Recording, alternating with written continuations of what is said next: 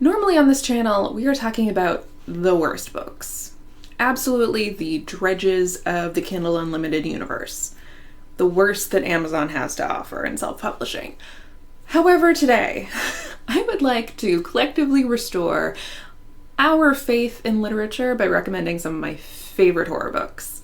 I love horror. I love it so much. It's my favorite genre. I love this time of year when everybody else gets into it. I have a bunch of books I want to recommend to you, and then I want to talk about what my TBR is for October. Let's get into my favorite horror books of all time. Horror Store by Grady Hendrix is maybe the only good thing that my ex ever did for me, recommending this book. It was one of my first forays into horror since I was a kid. It's about a haunted IKEA. It's anti-capitalist.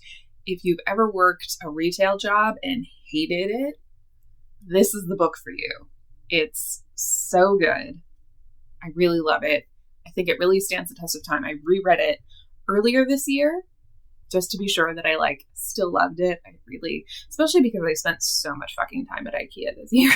And my partner was sick of me bringing up this book every single time we go to IKEA. So I felt like I needed to get it out of my system. And I had to read it again. So if that tells you anything, it's really, really good. You should try this one. Now, this is a book that I picked up early this year. Medieval horror, like fantasy horror, is not really something that I delved into other than some Lovecraftian stuff that usually seems to be the vibe when they introduce horror into fantasy. This is really good. This is straight up traditional haunted possession horror in the Middle Ages in a fantasy scape. This author also has published a short story collection that is quite good. I really, really loved that. If you like fantasy and you like horror, this is they're kissing and it's great. It's Palace of Shadows is also a book that I've picked up this year. I picked it up as I was doing my thriller readathon. It's not a thriller, though, as it happens. It is straight up horror. Also, if you have watched any of my videos on Rose Red, which I highly recommend, I'm a huge fan of this 90s miniseries written by Stephen King. I love it. It's about a haunted house. If you've ever seen this movie, it's very much those kinds of vibes. And Palace of Shadows is everything that I hoped that The Diary of Ellen Rimbauer would actually be. The Diary of Ellen Rimbauer is a book that was meant to be a prologue to this miniseries written by Stephen King. It was not written by Stephen King. It was written by a much worse author. And the book is really, really bad. Boring, racist, sexist, terrible.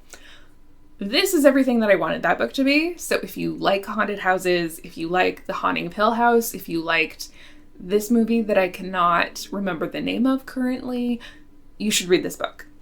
I know everyone is recommending this book, and it wasn't my favorite. It wasn't the scariest thing I've ever read, and I did find the main character tiny. This is a solid 4-star. It's not a 5-star, but I feel like this is really some people's jam, and I really want to recommend it strongly and add my own voice to the chorus of people who are recommending it, because I think it is really innovative and well thought out.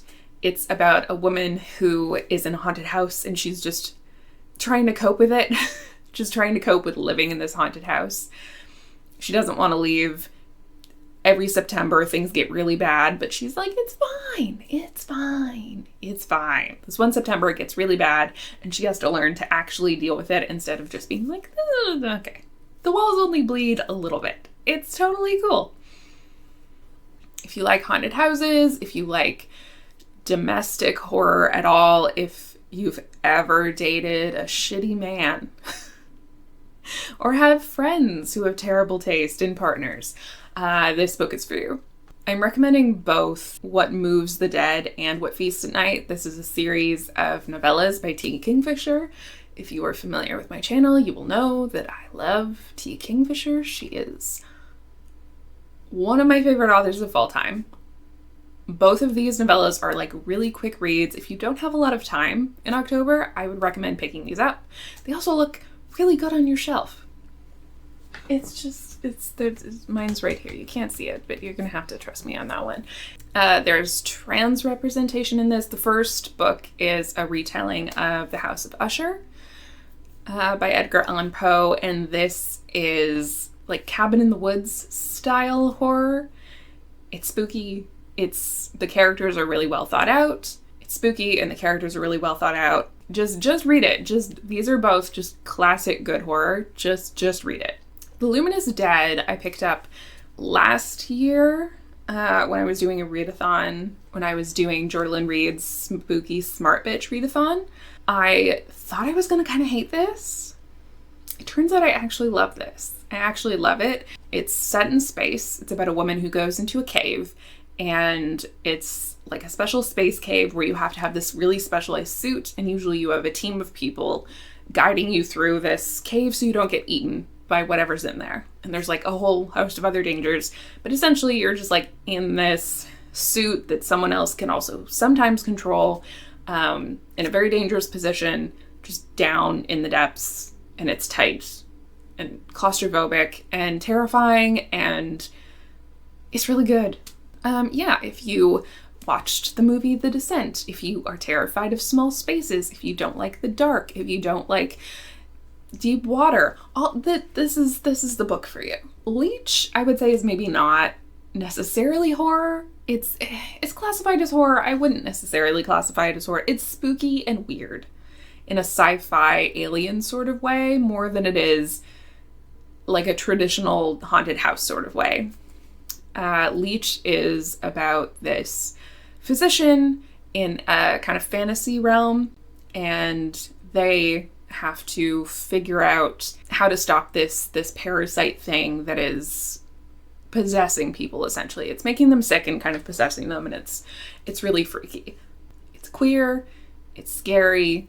If you are turned off by gore, or don't like anything medical, you should probably stay away from this, because there are some, like this, the main character is a doctor, there are going to be some scenes of like her examining stuff.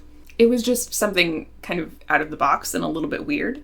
So if that's the vibe you're looking for, I would definitely pick this up. Mr. Magic is about a bunch of kids who are on this TV show, this children's TV show, who have now grown up, and they're doing a reunion to kind of figure out what happened, because nobody has any recordings of Mr. Magic. Nobody really remembers how it ended. Everybody just has these weird fever dream like recollections of the show that everybody loved that just like disappeared. It's a really fun dive into lost media and nostalgia and what we remember of our childhoods and childhood trauma. A lot of people don't like Kirsten White. I really like her. A lot of people hated Hyde, which was her previous book. I really love that. I devoured it in one sitting. People don't like her prose style. It's very quick and snappy and to the point. Some people find it very irritating. I really like it. I really like the pacing of this. I really liked the characters. I think the idea of like creepy children's characters has been done a lot, but I think she does it very well and in a really unique way. You're either going to love this or hate this, but I would recommend giving it a go and just seeing how you feel. If the prose isn't for you, then like don't push yourself, but I think the concept is really strong, and if you like her writing style, then like this is going to be a good fit for you. My last recommendation is Dead Silence. This is another sci-fi horror, so if you liked the sound of The Luminous Dead, you will probably also like this. It's essentially like boarding the Titanic and figuring out what happened if the Titanic was a mystery and also the Titanic happened in space. It's a little mindfucky, it's a little, you never know who to trust, all of the characters are a little bit suspicious. You really get into the head of the main character and don't always know what's real and what's not.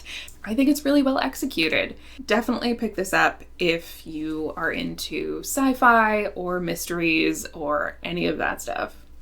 So yeah, those are my recommendations for this October. I will now share a couple of the things that I'm going to be reading. So most of these are going to be new releases. A couple of them are coming out very soon. A couple of them are coming out kind of later in October, but there's also a couple that I discovered through TikTok that I'm really interested in. The first one is The Bog Wife. You just have to say the words Appalachian Gothic to me and I'm immediately hooked. It's about this family, this group of siblings who have to run this cursed cranberry bog. Obviously, I'm in. The Haunting of Moscow House is kind of like a political horror. This is about a couple of sisters in a house in Russia in like this old dilapidated mansion. And it's the revolution, and they have kind of had this house taken over by a bunch of people that they don't like. And they have to go get jobs to support themselves, and their ancestors don't like it. And they start haunting the house. I feel like this is going to be really... Okay, this is either going to be extremely boring and way too political, or it's going to be absolutely fascinating. One of the two. I feel like the setting is really unique. I haven't read a lot of horror set in Russia, especially not during such a politically fraught time. Usually horror doesn't incorporate those kinds of elements, so I'm really curious to see how they'll deal with this. I'm curious to see what the prose is like, if it's a little too flowery for me. I think it'll be interesting. It's certainly something different. And, like, I love a good haunted house. I need to read all of the haunted house books. I'm just a sucker for them. Tiny Threads is, like, The Devil Wears Prada, but terrifying, it seems like. The main character starts working for this fashion house, and things start kind of getting a little weird. I don't know much more about it. I don't want to know much more about it. I remember a few years ago going to a film festival and watching this movie that had like a very similar present. It was more of like a haunted dressmaker, haunted dresses situation. And I remember wishing that it was better. And I really hope that this book scratches that itch for me. The Night Guest is not as new as some of the other books on this list. This came out in 2021, and I honestly don't know how I missed it. This is about a woman who... It's set in Sweden, I think. It's about a woman who keeps going to doctors because she's really fatigued and she doesn't know what's going on, and nobody believes her because she's a woman and she's just tired. There's some sort of vampirism going on. Either someone's feeding on her in the middle of the night, or she's feeding on other people in the middle of the night, but she wakes up and finds out that she's like been sleepwalking and she doesn't know where and what's happening. And this could be terrible, but it could also be really good. I have a fear that this one is a little too navel-gazily. Sometimes books in this style, I think, will be a bit too much in the character's head and get a little bit repetitive, telling us their thoughts rather than like building tension through the plot and like having more things happen in the plot. I'm thinking about like Baby Teeth. For some reason I get Baby Teeth vibes, and I was in there for the premise and then slowly just started liking that book less and less the more I got into it. But I think this is an interesting premise, and I'm willing to at least give it a shot. It seems to have relatively... 3.72 is pretty high for horror on Goodreads, so it's worth the gamble. It could be interesting. This is just a book that I've seen literally everywhere on TikTok. It seems like a very classic child can see the demon or whatever, and the parents cannot, and it's a haunted house. And I'm curious to see if it's as good as everyone says it is. We Used to Live Here is the one that I'm least confident that I'm gonna like on this list. I don't usually love kind of like intruder horror. I think that's good if I'm in the right mood for it, but if I'm not in the right mood for it, it just doesn't work. We Used to Live Here is about a family who moves into this new house, or I think it's house flippers. A couple of house flippers move into this new house, and a family comes by and says, hey, we used to live here. Can we like come and take a look around? And it gets worse from there. It's unclear if this is more of a thriller or more like a paranormal supernatural horror. But a lot of people have been recommending this, and I'm feeling pretty curious. Okay, so that is my TBR for October. Will I get through all of it? Probably not. Let me know in the comments if you have any more recommendations for me, if you're going to be picking up any of these books or ones of the books that I recommended. I would love to hear your thoughts. Don't forget to like and subscribe if you want to see more horror content, if you want to find out whether or not I like any of the books on my TBR, any of that stuff. Okay. See ya. Bye.